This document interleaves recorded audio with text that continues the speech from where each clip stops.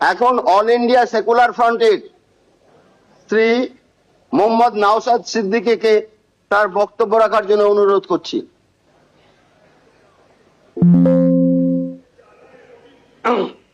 ধন্যবাদ speaker sir. আপনাকে all India secular front পার্টির পক্ষ থেকে স্বাগত জানাচ্ছি স্পিকার নির্বাচিত হওয়ার জন্য। আমরা আশা করব আগামী 5 বছর আপনার নেতৃত্বে এই অগাস্ট হাউস তার গরিমাকে বহন করে চলবে এবং সাথে সাথে আমরা যারা বিরোধী আছি তাদের সর্বোৎকৃষ্ট জায়গা মতামতের জায়গা হচ্ছে এই অগাস্ট হাউস। আমরা আমাদের মতামত নির্দ্বিধায় নির্বিঘ্নে এখানে রাখতে পারবো এবং যারা শাসক দলে আছে আমাদের মতামতের ভিত্তিতে গঠনমূলক অবশ্যই যেগুলো হবে সেগুলোকে গ্রহণ করবে। স্পিকার স্যার, আপনার অনুমতি নিয়ে 2-1টা কথা বলবো, যদি এই প্রসঙ্গ নয়। সত্যি আমি আজকে বসে খুব ফিল করছিলাম, হাসছিলাম মনে মনে। আজকে তাপস রায় বাবু যে কথাগুলো বলছেন খুব একটা ফেলে দেওয়ার নয়। আমি আমি আমি আমি বলবো, আমি 2021 সালে নির্বাচন হওয়ার পরে 6টা মাস এমন দিন পার করেছি, আমার মনে হচ্ছিল যে আমি ইস্তফা দিয়ে দিই, অন্তত আমার ছেলেগুলোর উপর অত্যাচার যদি বন্ধ হয়।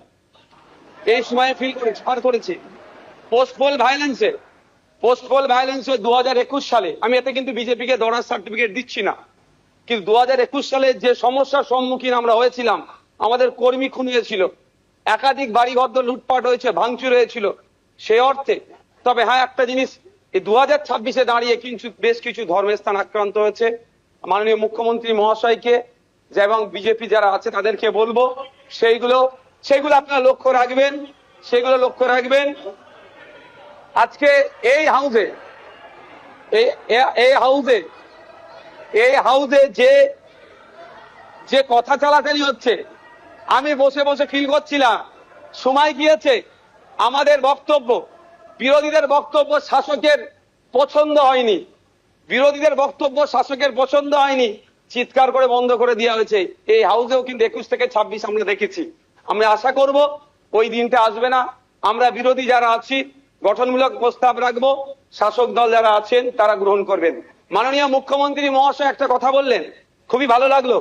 আমরা যারা একাধিকবার বিভিন্ন দপ্তরে লেটার করেছি, ন্যূনতম রেকগনাইজ আমাদের লেটারকে করা হয়নি, ইনক্লুডিং চিফ মিনিস্টারের কাছে। আজকে যে কথা বলেছেন এটাকে আমি স্বাগত জানাচ্ছি, যে উনি অন্তত কথা বলেছেন যে মিনিস্টাররাও রিকগনাইজ করবে, অর্থাৎ প্রাপ্তি স্বীকার করবে। আর একটা কথা উনি বলেছেন অল্প হলেও কাজ করব। আমরা বিরোধী, আমরা পজিটিভ কথা বলবো, রাজ্যের স্বার্থে বলবো, রাজ্যের জনগণের স্বার্থে বলবো। অহেতুক বিরোধিতা করার জন্য বিরোধিতা আমরা করব না।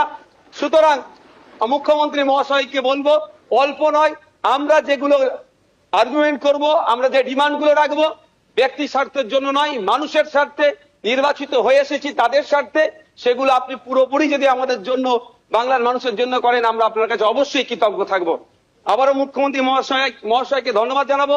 দীর্ঘদিনের স্বপ্ন এটা আমাদের সকলেরই, যে আমাদেরকে নির্বাচিত করে এই হাউসের মধ্যে পাঠাচ্ছে।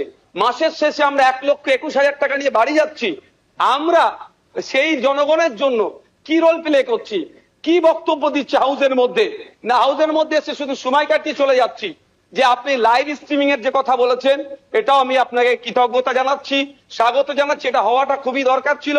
বাংলার মানুষ অন্তত আগামী নির্বাচনগুলোতে তাদের জনপ্রতিনিধি হিসাবে কাদেরকে চুজ করবে, কেমন মানুষকে পাঠানো দরকার, তারা যেখানে বাংলার আইন তৈরি হচ্ছে আগামী 5 বছর বাংলার শিক্ষা, স্বাস্থ্য, কর্মসংস্থান থেকে শুরু করে কৃষকের রুজি রুটির প্রশ্নে, প্যারা টিচার থেকে শুরু করে বিভিন্ন ক্ষেত্রে সমকাজের সমবেতন নিয়ে, এক কথায় আগামী 5 বছর বাংলা কিভাবে চলবে, বাংলার মানুষের স্বার্থে কি আইন তৈরি হচ্ছে, আইন পজিটিভ। একটু ছোট করুন। বিরোধী স্যার, শেষ করবো। বিরোধী হলেও স্যার একটা দিন সুযোগ পাচ্ছি বলার, এরপর তো টাইম মেনটেন করে দেবে। তো স্যার সেই জায়গাগুলো লাইভ যেটা আছে সেটা আমি স্বাগত জানাচ্ছি। আমি আবারও আপনাকে ধন্যবাদ জানিয়ে বলবো, বহুদলীয় যে গণতন্ত্র আছে সেটার পূর্ণ মর্যাদা দিয়ে আমাদের মতো ছোট্ট যারা বিরোধী আছি তাদেরকে পরিসর দেবেন। ধন্যবাদ স্যার।